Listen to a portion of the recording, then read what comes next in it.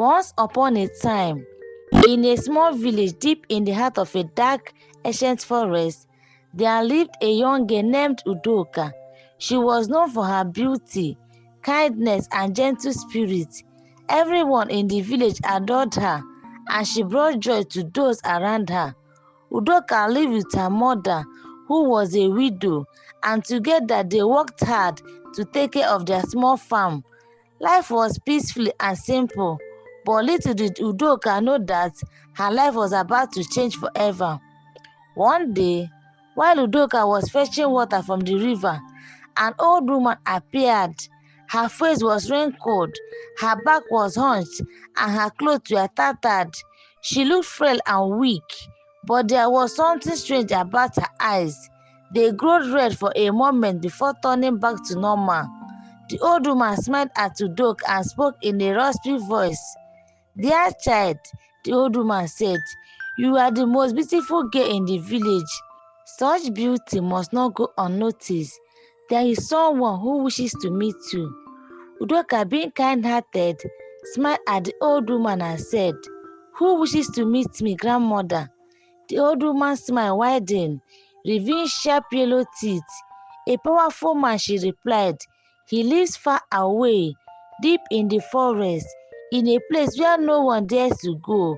He has seen you from afar and wishes to make you his bride." Udoka was taken aback. She had never met this man, and the thought of marrying someone she don't know frightened her.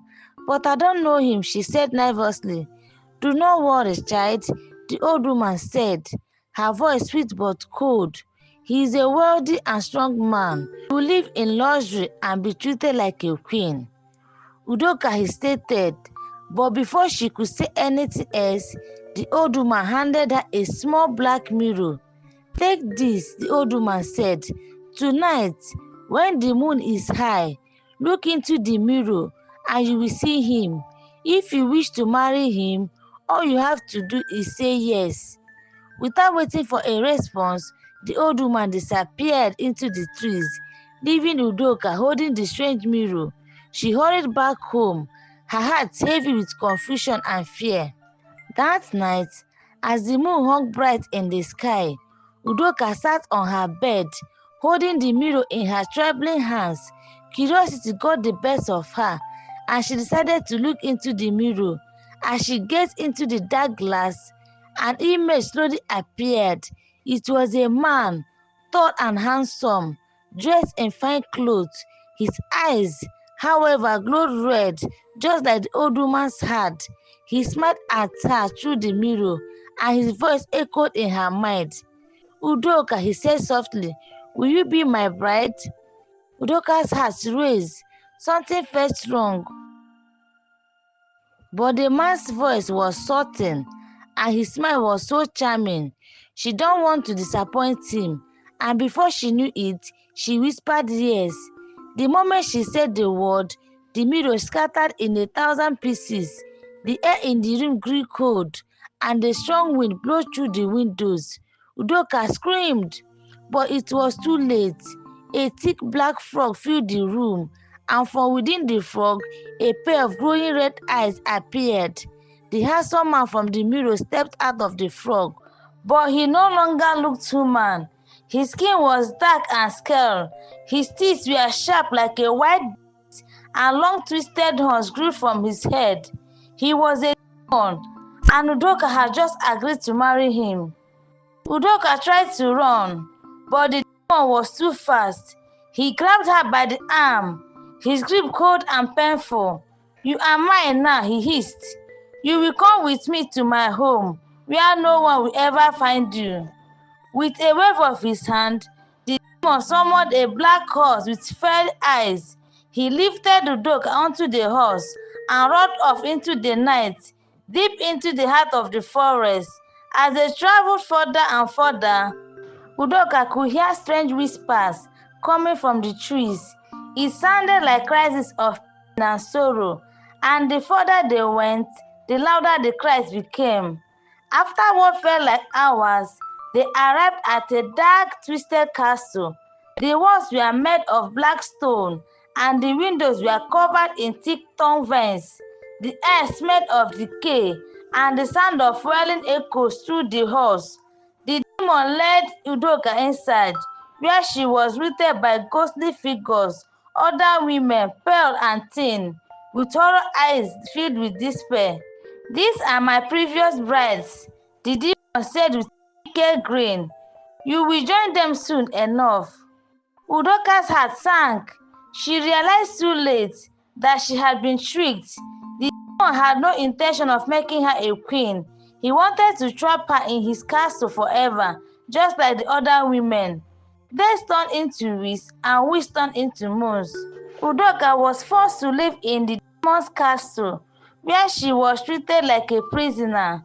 The other brides whispered to her in the dark, telling her their stories of how they had been tricked, just like she had. They warned her that there were no escape, that once the demon had claimed a bride, she belonged to him for eternity. Udoka cried every night, her heart filled with pain and regret.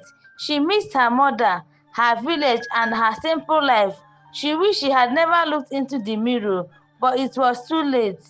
One night, as Udoka sat in her cold dark room, she heard a voice faint but clear. It was the voice of one of the other brides, a woman named Njideka, who had been trapped in the castle for many years. "There is only one way to break free," Njideka whispered. "You must find the demon's heart and destroy it. But beware, for the demon keeps his heart hidden in a place no one dares to go, the Cave of Shadows." Udoka knew it was her only chance to escape. She couldn't live in the castle any longer, surrounded by sorrow and fear. She had to find the demon's heart and destroy it, no matter the danger. The next day, while the demon slept, Udoka sneaked out of the castle and ventured into the forest. The trees seemed to close in around her, and strange shadows followed her every move. The cries of lost souls filled the air, but Udoka pressed on, determined to reach the Cave of Shadows. After hours of walking, she finally arrived at the entrance of the cave. It was a dark, gaping hole in the ground, and the air around it was thick with a heavy, oppressive darkness. Udoka hesitated for a moment, but then she gathered her courage and stepped inside. The cave was filled with strange glowing symbols, and the walls seemed to pulse with an air light.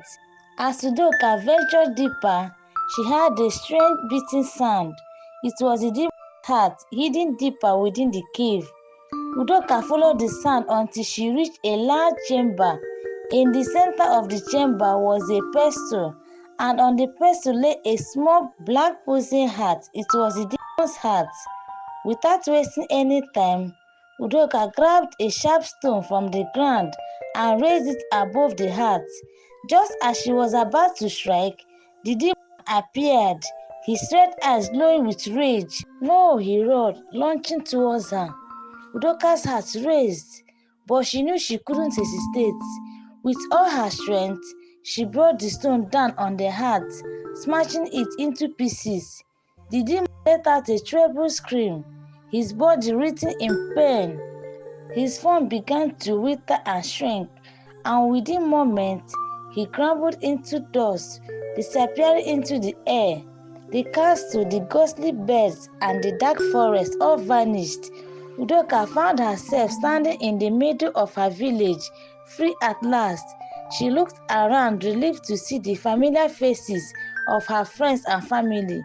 She ran to her mother's arm, tears streaming down her face.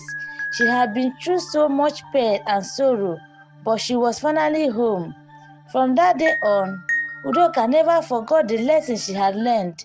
She knew that beauty and wealth were not as important as kindness, wisdom, and strength of heart.